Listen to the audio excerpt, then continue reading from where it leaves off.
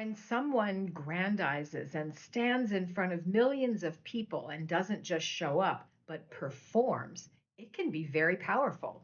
And power is what some among us desire more than anything else.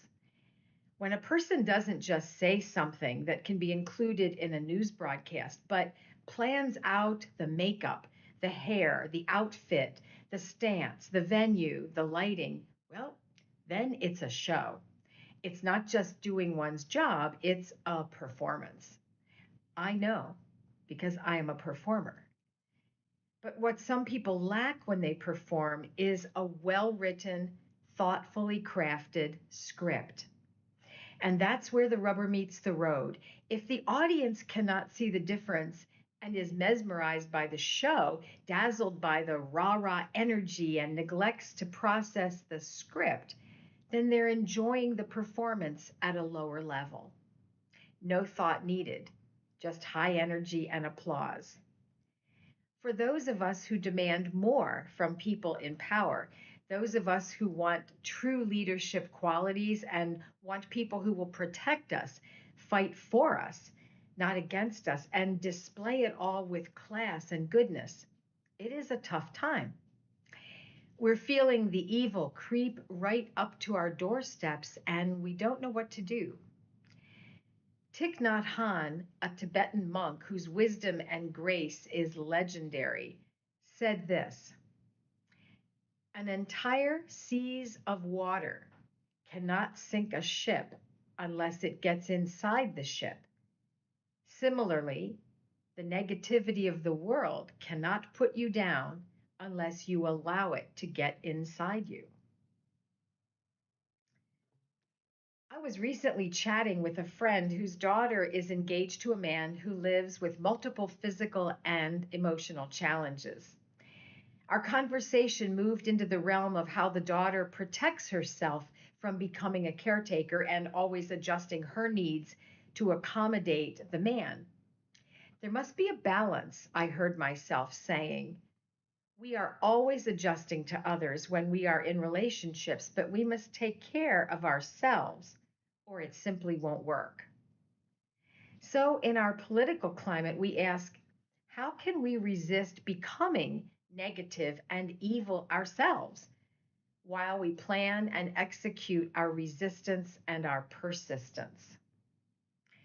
It brought to mind the biblical story. There's a quote in Matthew chapter 5, verse 39, and it says this: but I tell you, do not resist an evil person. If anyone slaps you on the right cheek, turn to them the other cheek also. This passage has often been misinterpreted to mean we should be doormats. We should not fight back. We should just roll over and let the bully beat us up. But that would be wrong. The passage is advocating for breaking the cycle of revenge and asks us to choose a different style of response. Back in the day of the pre Jesus laws, fighting back was the way to go, or fleeing the scene. But the new way of living and being was much more nonviolent. I'm struggling with these words as I'm trying to figure out how to not become the evil that I feel is closing in on my country's people.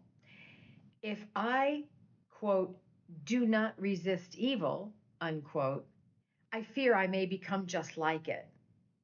When I learn from my readings that rising above retaliation and attempting reconciliation and peace are the way to go, well, then I wonder, how does one reconcile with forces stronger than my own? The answer I have come to is this: I must resist becoming the evil.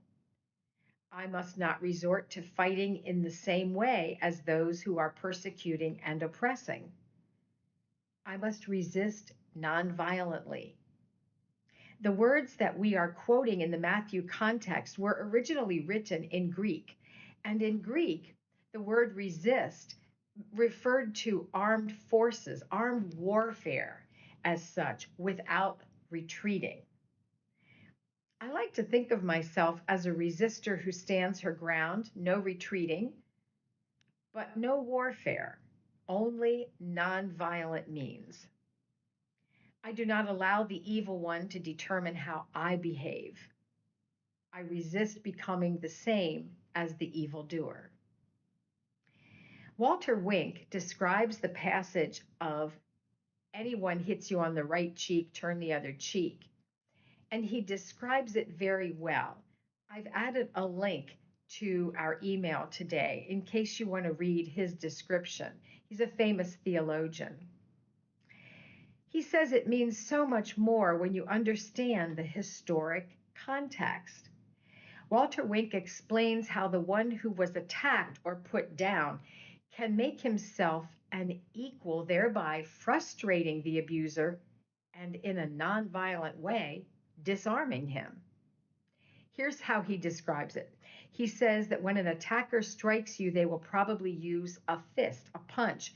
So when the passage says that the attacker will strike you, they would most likely use a right fist because in a Semitic world, the right hand was used for unclean tasks.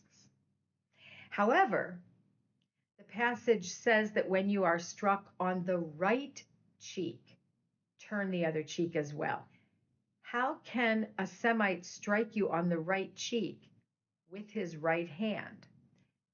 That act would probably take the form of a slap, not a punch. A slap of my right hand to the underling's right cheek. And that kind of so-called correction, if you will, was used for exactly what I just said, underlings, a father to a child, a man to a woman, an owner to a slave. It was used as a correction, not intended to harm the person, just to put the person back where they belonged in the cultural sense. Now, if the person offers the other cheek, the left cheek, the attacker could use the fist. But here's another interesting historical piece. Fist fights were only between equals, people of the same community stature. And the last thing the attacker wants to engage in is a fight where he chooses to accept the other person as an equal. So by turning the other cheek, the attacked person has basically said, here, come on, I dare you to now take me on as an equal. Nonviolent resistance, that's what that is. Outsmarting the opponent, not by beating them physically or lying down like a doormat or giving up. We must not just give in to keeping a low profile and being quiet. We must show up. We must show up at protests. We must show up in letters to the editors. Some people still read newspapers. We must show up in your Instagram feeds, not just happy puppies on the web. We who have privilege and power can and must stand up for those who do not. An ex-NFL player named Chris Cluey spoke out about a sign that was installed in a library out in California. He gave an impassioned speech and called the pro-MAGA supporters a Nazi movement. Ouch. He was taken to jail, and when asked why he spoke out, he answered clearly that he is white, male, and heterosexual, and that means privilege and power. If we are able, we must show up. Tell the stories of marginalized sisters and brothers and not resort to the same tactics that we're resisting, the fear.